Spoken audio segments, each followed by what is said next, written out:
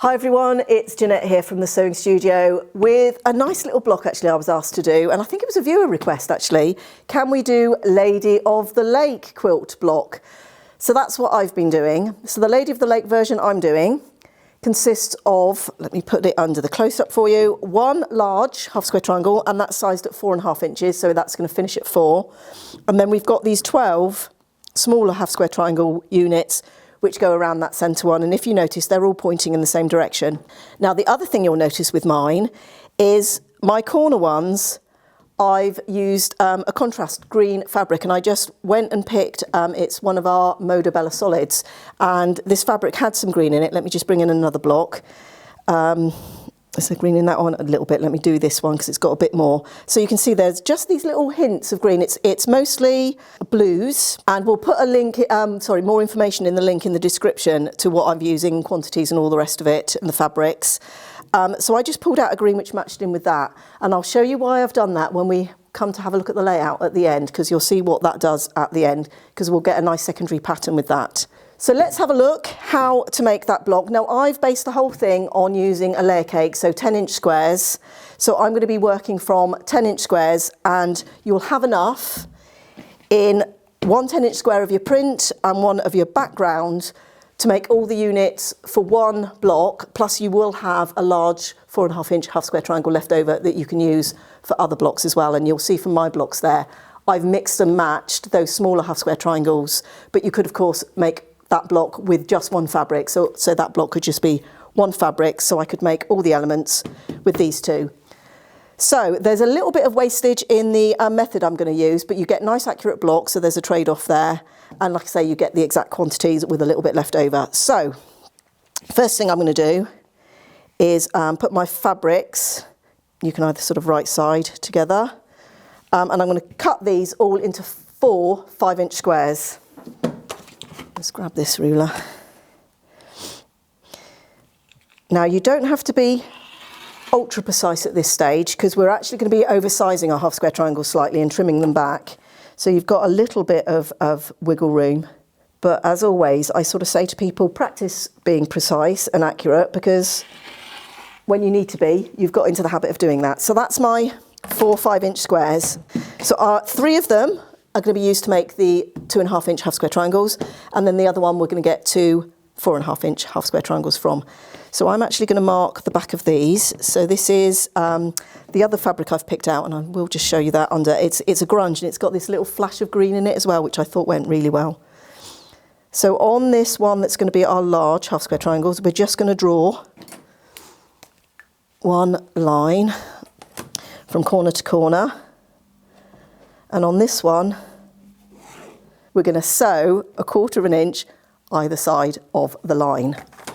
On these, which are going to be our small 2.5-inch half square triangles, we're going to sew 1/4 inch all the way around the outside. So get that right.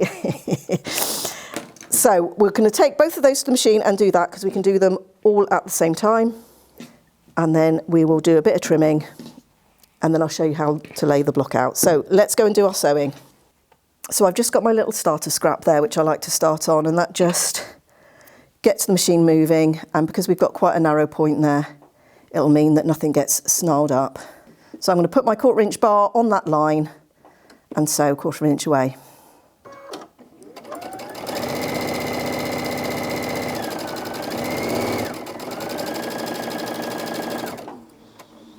Now while I'm sewing, I'm just going to keep going and go around the outside of these as well.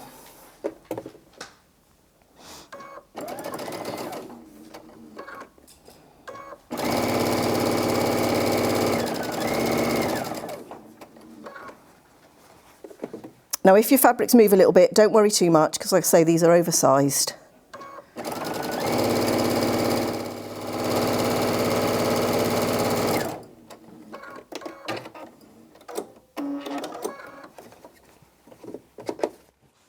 So that's everything sewn. So now we are going to cut. So I'm just going to put those ones that we've gone all the way around the outside to one side for the moment. I'm just going to work on the larger half square triangle, and I'm just going to cut on that diagonal, on the drawn line that we've made. So we're just going to take this to the iron and just iron them open.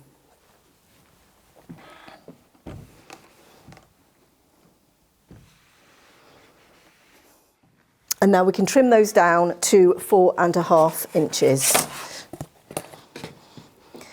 So let me just do this first one under the close-up. I'm just actually probably just do one because I've got some others here already made. So I'm just going to line up my diagonal line on the ruler with my seam.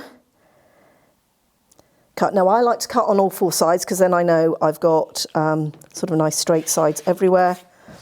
There's only a little bit to trim off on this one. So I do 2 sides and then line everything up again. So now I've got that diagonal line up the centre and my 4.5 inches around the outside.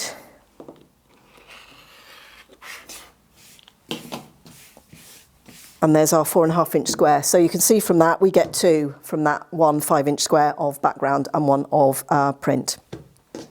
So I'm just going to put that one back over there. Put that one up there. Now we're going to turn our attention to the other 3 5-inch squares that we've sewn around the outside. Now I'm just going to give them a little press, just so they're nice and flat before I begin.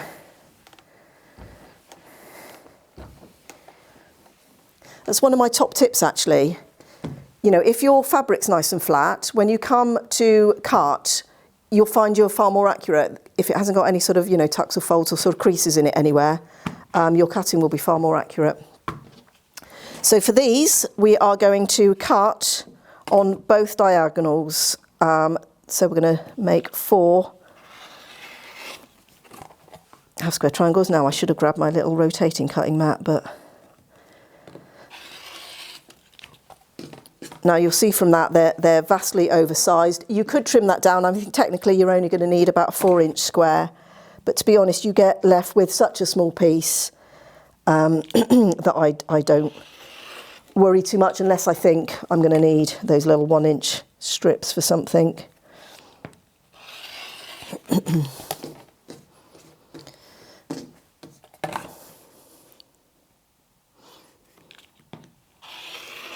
We're trying to do some stress-free quilting.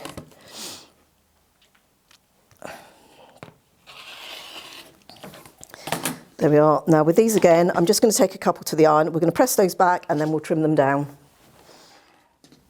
So you'll see from that. Now if I put my ruler on that, let's just measure. Now you could easily get a 3-inch square out of that, a half square triangle. Like I say, we only need 2.5 inches, so we can trim that. And once again, that diagonal line's gone on the seam, and I'm going to trim around all 4 sides.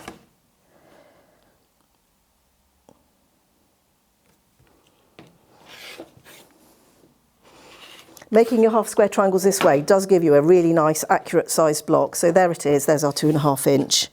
And there's our little bits of waste, just so you can see what that is.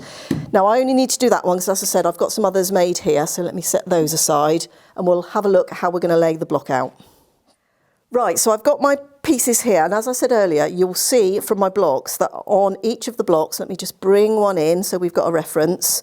In each of the corners, I've swapped out the print fabric from my layer cake squares for a contrast fabric, and all will become clear. So they're going to go in the corners. So the layout for the block is that the large half square triangle goes in the centre, and if you have a look, let me just bring that in again, you can see they're all pointing in the same direction. So there's no confusion of this one has to go this way and this that. Once you've got that centre one in, all your other small ones just follow that pattern all the way around. So I've got a combination, I like these scrappy ones, so I've got a combination of sort of light, medium, dark blues going around. So that's really all I look for, that I've just sort of laid them out and sort of scrapped them up a little bit. But there's no rules, this is your block. And once it goes into the quilt, it just sort of all sort of blends in. Anyway, and then I've got another dark there. And then, so that's how the block lays out, and we're just going to sew it sort of in rows. So that's going to be a row, that's going to be a row. We're going to join those 2 half square triangles together and those 2 half square triangles together, and then they're going to fit onto the side of that. And then that row is going to get attached to the top, and that row is going to get attached to the bottom. So really nice and easy to sew together. Now, one thing I will just say is just watch your accuracy with 1/4 of an inch so that it all comes together and comes out at the right size, because there's quite a few seams in there. So, and always I'll say the way to test, or the way I test my 1/4 inch seam, is I sew 2.5 inch squares together. That should come out at 4.5. If it's not, if it's too big, your seams aren't big enough, so you need to increase your seam on your machine. If it's smaller than 4.5 inches, your seam is too wide, and that's once you've pressed that open as well. So do check that, because as I said, there's lots of seams that come together here. So I'm going to take those to the machine. We're just going to sew those together, and then I'll join you back here for the finished block, and we'll have a look at some of the layouts that we can do. So let me just put some pins in these.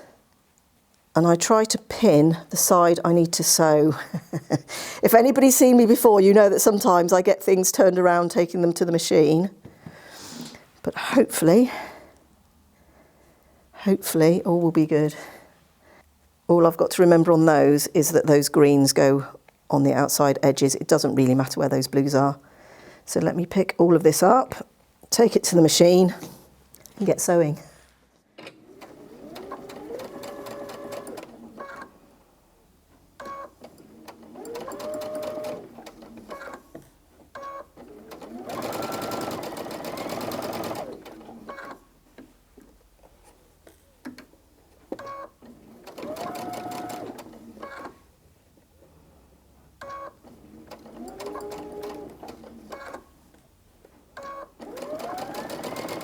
So there's the components made. Now I'm just going to take this to the iron and give them a press. Now I'm always a little bit careful with these, because we've got a lot of bias edges, so you don't want to be stretching out your fabric, so just be a little bit gentle. And I tend to press the seam so it sort of goes under the flatter bits, but you just want, the only match points we've got are these 4 here. So as long as we've got sort of the seams going in different directions, we can match those. It doesn't really matter which way you do it, just sort of decide which works best for you. So let's just take this to the iron. Let's just pick those up and we'll just give those a press. These middle seams on these 2 small blocks you don't have to worry about, they don't match with anything. So on these greens, I've pressed the seams out on those, so I can press these seams in because there'll be least resistance there, so I'll get that match point there. So same with those, so let me turn that over. So those seams have gone out and those seams have gone out, okay? So we're going to start by attaching these side pieces, and then we'll be able to add the top and bottom rows.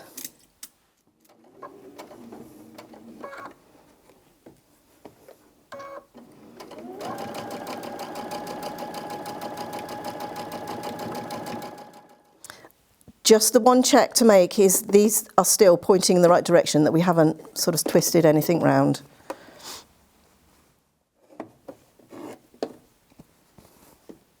So those seams have gone in and they should now match because we've pressed these seams out. So I am just going to put a pin there to help hold it.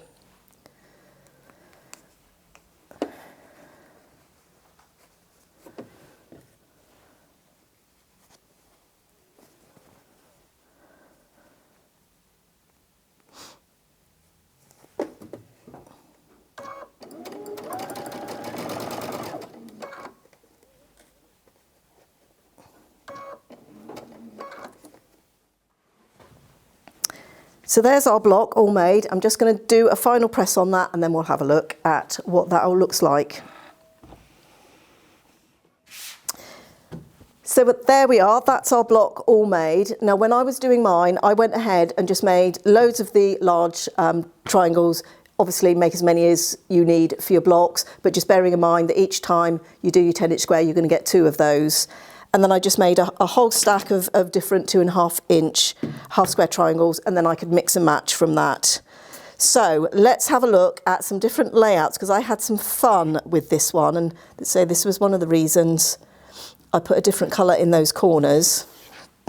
because you can get some nice fun patterns with that one. Actually, I'll leave that there in case we're going to grab it. So I just sort of came up with 4 different layouts. There are probably more. So if you come up with any others, please do share them with us. But you can just lay them out just in a normal, actually let's do them like that.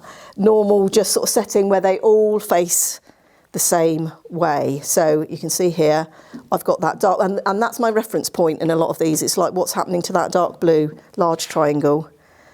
Let's just move that out of the way so we've got a bit more space.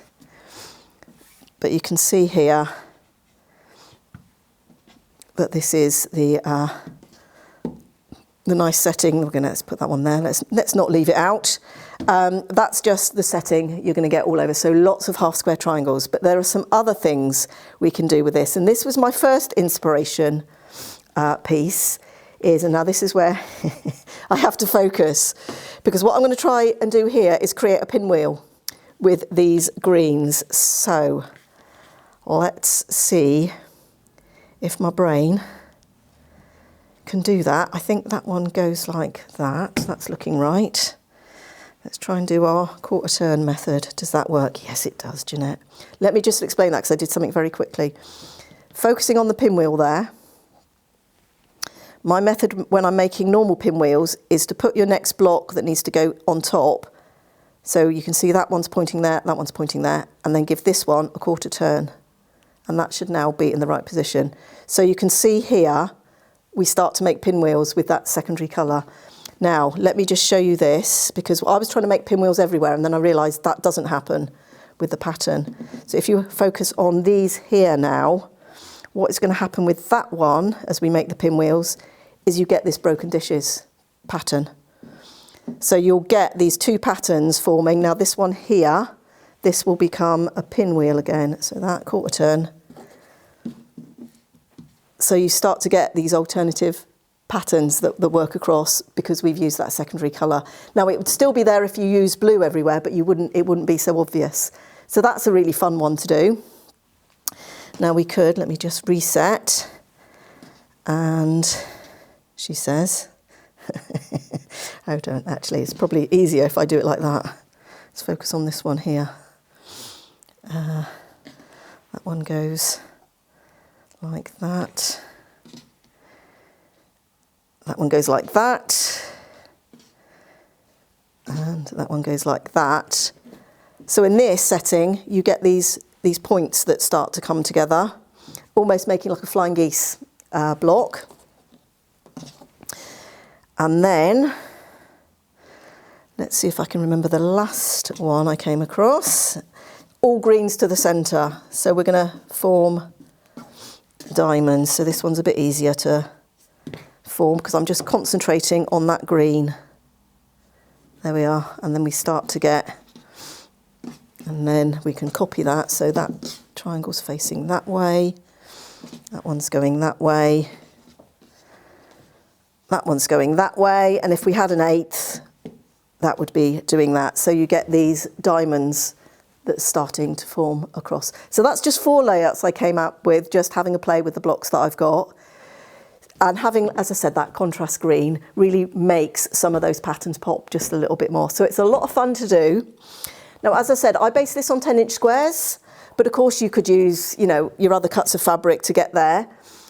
I based it on making it from 10-inch squares, but of course if you've got a half square triangle ruler, you could do this from 2.5-inch and 4.5-inch wide strips and just make your units for that. But as I said, for each block, you need 1 large 4.5-inch half square triangle and 12 2.5-inch half square triangles.